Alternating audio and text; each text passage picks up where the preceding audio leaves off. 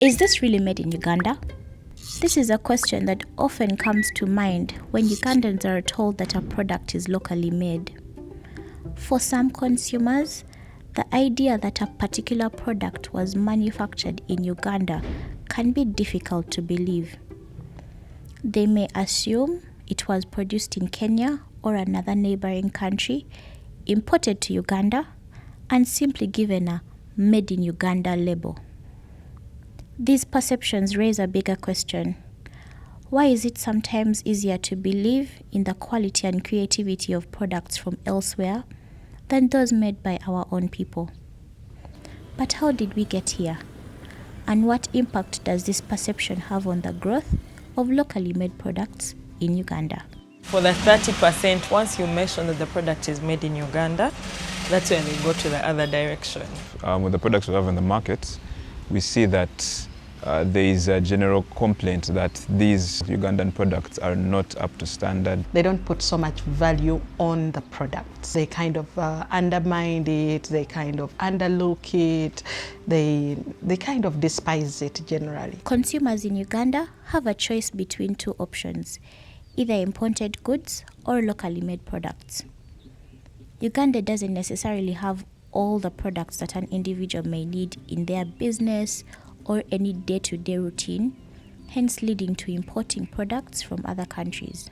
For so long, I've noticed that Ugandans themselves don't believe in the products that Ugandan manufacturers do make. They look down upon the products that Ugandan manufacturers make. They consider Western-made products to be of quote-unquote high quality and better. I think it's just a cultural issue. We Ugandans, I think actually that's why somebody had to create the campaign of Buy Uganda, Build Uganda, because Ugandans, we need to trust ourselves. They're bad quality. They don't last long, they're ugly. And I always tell this to people, everyone that I work with knows this. If it looks like it's made in Uganda, we're not going to sell it. Kantu Styles, which has existed for about 5 years, is in the bag making industry. Its main selling product is the Kantu tote, used by women to carry essentials. Founded by Elizabeth Katumba, Kantu Styles gradually expands as she introduces a variety of bags that fit different individual lifestyles. There's a perception about the products that are made in Uganda already, even before we came into the industry. But when it comes to bags, most of the bags that are made in Uganda are of poor quality, or they don't look nice generally.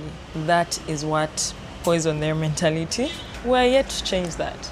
The bag that brought us into this industry of bag making is the Kantu tote. And the silhouette that we have of our bags ensures that the bag stays standing no matter what you put in it. We have particular suppliers that we work with of leather. If it's not from those people, because those are the trusted people that I have, I won't buy it. We are, I won't say small, but we're a growing business.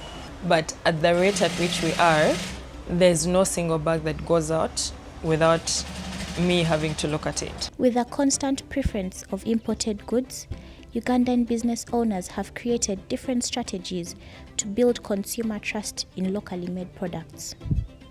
Aspects including packaging, customer care, constant check-ins have built trust and confidence in consumption of locally made products.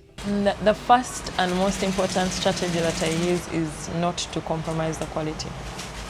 Because out of experience, I know that if we produce something that is of good quality, one customer buying today is going to bring 10 more. Then always customer service is talk to people nicely, even if they're not being nice at all. Just talk to people nicely. And if a customer gets an issue with the product that you've made, it all comes down to how you handle that. I would say the biggest thing we've done is take the extra step of both registering the company, but also certifying the product. Because what that says is that if there's a governing body in the country, which is the government, which is a third party between me and the consumer, they've done the job of telling the consumer on my behalf that this is a quality product. So that's a step I've taken, which most people don't take.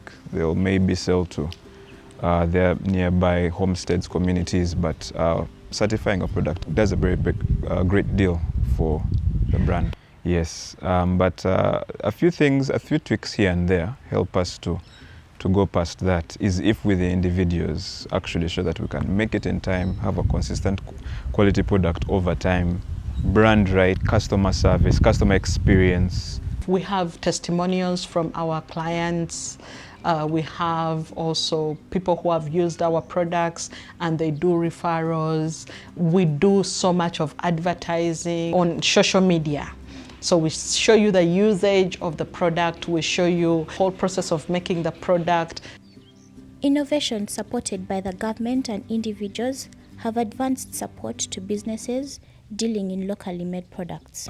Currently, we are selling on the market, Mama Market, and the Made in Uganda, which actually is in partnership with the government.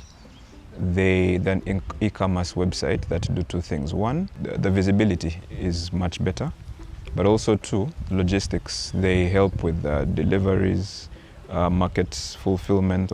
It's been of great help. Government agencies have done a very good job. Like now, everyone who is doing an online business or you're doing online transactions, we have gone through trainings of what is called NITA Uganda for cybersecurity. Yes, we've gone through, and that has been provided by the government. We've also have private sector Uganda through the Bank of Uganda and World Bank funding us with small grants to support our businesses. Ministry of Trade has come in with different programs of export readiness. So, but if you stock with Made in Uganda, they're selling for you. And the people that are already selling, they're already passionate about the things that are made in Uganda. So they put in their heart when they're talking about your product or any other person's product, when they're trying to sell it to someone, they'll describe it in a way that you ideally would, so that the sales come through. The Uganda manufacturing output for 2025 was $8.97 billion, a 10.14% increase from 2024. This has been significantly driven by the Buy Uganda, Build Uganda policy and rising investments in agro-processing and construction. The industrial sector contributes 29.5% to Uganda's GDP, and about 15.7% specifically comes from the manufacturing subsector. That industry directly employs over 2 million Ugandans. Have these innovations really built or supported businesses that deal in locally made products? The products that I'm selling do not sit in the type of clientele that they have. I've been there 3 times. All those 3 times I've not had a single sale, because Connect Market has, their audience is mostly university kids, and they're looking to spend at most 50,000, and they want, from this 50,000, they want more than 5 products. 50,000 is not even enough for 1 product of mine, so yeah.